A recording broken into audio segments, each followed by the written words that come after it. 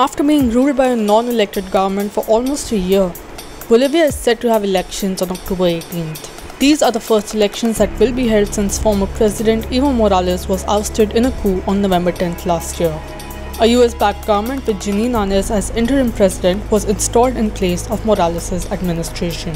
In the upcoming elections, Luis Arce is contending for the post of president from Movement Towards Socialism, or MAS, which is the party of Morales. His main opponent is Carlos Mesa from the center-right civic community, followed by Luis Fernando Camacho from the We Believe party. Shi Hyun Chung from Front for Victory and Feliciano Mamani from Bolivian National Action Party are also contending for the presidency.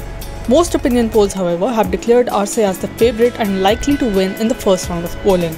Because of his popularity, many of his opponents have dropped from the race so that votes can consolidate behind the more popular right-wing candidates. This includes Jeanine Áñez, who pulled out of the race in September. Despite what opinion polls suggest about Arce's popularity, the Bolivian right will not let MAS get elected again so easily. Áñez and the oligarchy whose interests her administration represents is unwilling to relinquish power and allow for the return of democracy.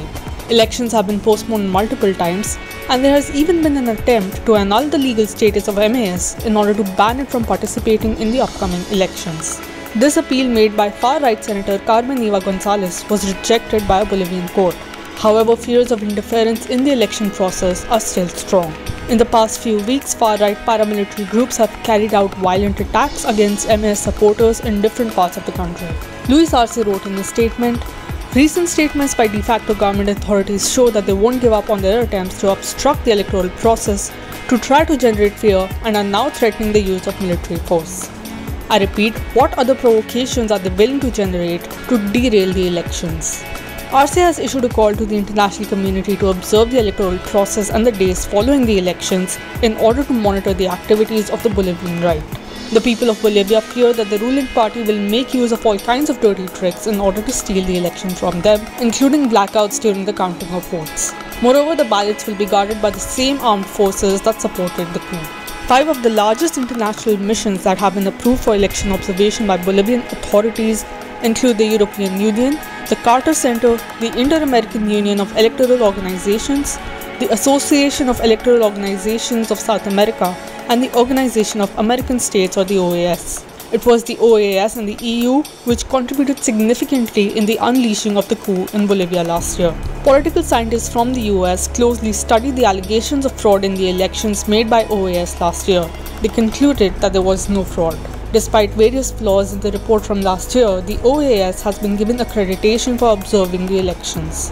Meanwhile, progressive observers, including elected lawmakers such as Jeremy Corbyn, faced many difficulties before getting accredited. Solidarity activists who have applied for observer status are also facing many hurdles. The people of Bolivia are prepared to take to the streets in case of any interference in the election process. Social movements and trade unions associated with the MAS have announced that they will mobilize if there is an electoral fraud. Que no escuche la derecha de facto. Al primer intento de hacer fraude con nuestro voto, Bolivia levanta el cuarto intermedio y vamos con el poder, mis hermanos.